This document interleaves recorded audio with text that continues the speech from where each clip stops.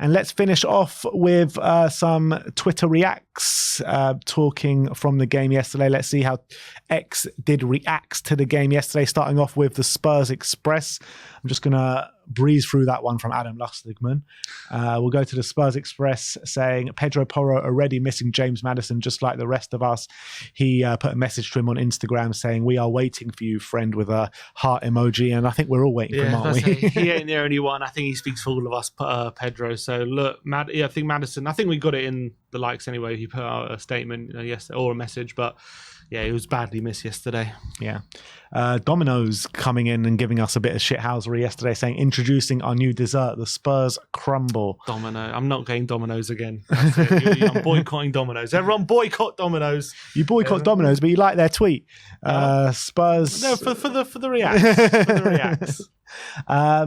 But this was in reply to Sky Sports saying unbelievable ending at Molineux. Spurs Express with Brennan Johnson on Instagram saying gutted with all the way that ended. Thank you again for the support. See you after the break. Spurs OTM saying the way inadequate players stay at the club for years and years is baffling to me. Look, it's baffling to all of us, but a rebuild doesn't happen overnight, and we're in the middle of a rebuild right now, and you just got to look at some of the clubs, what they did in their first season of their rebuild. Look at Arsenal, finished 8th in the league, couldn't put 3 or 4 wins together. Every other club, look at Chelsea right now, they're in the first year of their rebuild, they're sitting in mid-table. Klopp finished 8th. Finished 8th. Pep Guardiola didn't get to grips with things in his first year either. So I think that you can't expect everything to happen straight away. I know, like, after the first 10 games, it's kind of hard not to, because we were winning every game, unbeaten after the first 10 games. But it was highly unlikely with the thin squad that we had that was going to carry on for the whole season. So people need to look at the situation a bit more realistically, and instead of just looking at it being like, oh, we won our first 10 games, why is it all stopping now? Oh, things must be broken. No, it's not as simple. Exactly. Spurs tweeted out saying, that's for you, Madders. Brennan Johnson with the Maddison celebration yesterday with Pedro Porro after he scored. At least that was a nice moment. Yeah, it was nice. That was the last nice moment in the game after 2 minutes in. And Hotspur related saying Ben Davis has been named as Premier League man of the match for the game against Wolves today. I didn't realise he's got man of the match. So yeah, big up to Ben Davis. Really strong performance yesterday, and getting a man of the match in a losing performance ain't to be sniffed at. And deserved it as well. I thought he was exceptional. I did think he was the best player on the pitch on both sides. I really believe that. James Maddison with his statement yesterday saying the roller coaster that is football, unfortunately, will need a period of time away from the pitch to get this one right. See you in the new year, Spurs fans. I'll be back better and stronger for sure. Promise you that. So fighting words there. Going to need him back. And it's so annoying because he's on such good momentum and having had such a good start to his career for this to happen. Such bad timing, but let's hope he comes back fitter than better than ever.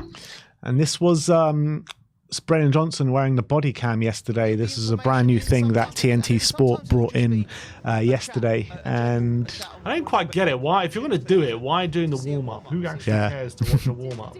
Okay, they're doing a couple of sprints. Like, is that really something special? It's unbelievable to see that. Unbelievable. The unbelievable. Cones. Look at those cones. Got a close up of them. Incredible. What do you mean? Did you not get that close up of back of Ben Davis's head? Oh, unbelievable. Look at that. That is what we all want to see. Incredible. Like, if you're going to do this, like, do it in a game or something. You know what I mean? Why are you doing it in a warm up? Like, or if you're going to do it in the warm up, at least do the shooting drill or something. What is this? Who wants to see this? Is this all they did? Was there not anything else? I don't know. I mean, I haven't seen the whole thing, but this is all I saw. I don't know. Yeah, because I think he did have it on him during the whole warm up. So I don't know. I obviously were at the game, so we didn't get to see it. But yeah, it's pretty pointless, to be honest. Sky Sports Premier League saying when it rains it pours, back-to-back losses in the same week after an unbeaten start, and it's just all a bit too Spursy at the moment, isn't it? Yeah, and that's hopefully Ange isn't going to look depressed like that for too many times, but that's him in the rain. There you go. Doesn't look great. Alex THFC saying, how many points will Spurs get out of their next 4 games? Villa at home, Man City away, West Ham at home, and Newcastle at home. We did this game before in the last international. Yeah, and we're already out. We both said a win against Wolves. No, but Wolves was the 4th game. No? Oh, you're talking about then. We did it after again as well, where Wolves was the first game. Oh, right. Because I think I predicted 8 points, I think, if I remember rightly. No, I predicted from the last 4 games because it was international bet to international bet. That's what we did. Yeah. I think I predicted 8. And how many did we end up with? 6. 6. I think I did 10 or something. 10 points. Yeah. This I'm going to predict. I'm going to say. I'm going to say 4. 4. Where's the win coming? I reckon we'll beat West Ham. Beat West Ham. I'm not so sure, man. I don't even want to give a prediction to what we get. I think it's going to be like 2 or something. 2. Yeah. 2 points. Wow. Very depressing. So 10 gone from 10 points to 2. Yeah. THFC report with a crying emoji saying Heung-min Son and Ange Postecoglou looking depressed walking off the pitch yesterday. It's always bad looking when Son is upset. Yeah. I like to see that. Lily White Lab saying deserved lost. Attitude was awful from when we scored the goal. Lack of urgency, care and thought in possession. The exaggeration on the timeline is crazy though. Give Ange time to reshape this squad and we won't feel injuries like these as badly. As Bissouma needs to wake up. He's been shit for weeks. He's way better than this. And that's pretty much what we've been alluding to pretty much all stream. Where, you know, we need to give Ange this time to replenish the squad. We need to give Ange this time. From the first 10 games alone, he deserves the time. Never mind him being a new manager here. 100%. And it's always going to be a major job, a major rebuild. And I know, I think people got themselves into a full sense of security given how well we're doing the first 10 games, but it was never going to last the whole season. Anyone who was paying attention could tell you that. Tottenham putting that tweet out, I'm guessing that was just after the goal yesterday, but it's that first Tottenham goal feeling for Brennan Johnson yesterday. Look how happy he looked and how things were about to change. But look, it's easy to forget that Brennan Johnson did get his first goal for Tottenham yesterday, so good to remember that at least. It's good to remember it, but it's just hard to remember it when it comes in a loss, unfortunately. THFC Cho says Korean keyboard warriors working overtime on Craig Dawson. I see.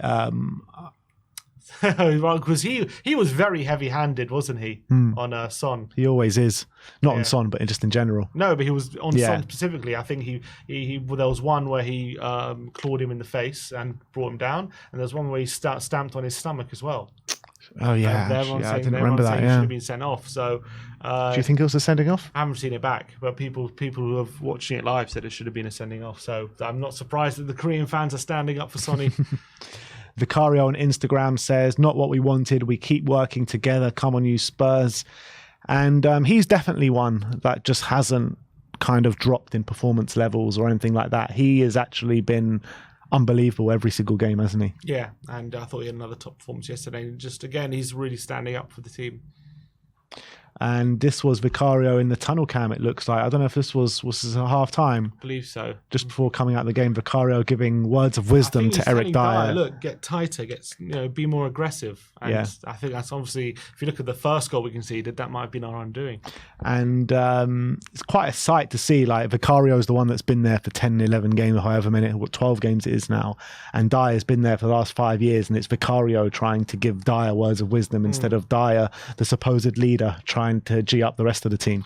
Well, I think that says more about the character of Vicario, if anything. Yeah. He's really taken up that role, hasn't he, ever since he's come in.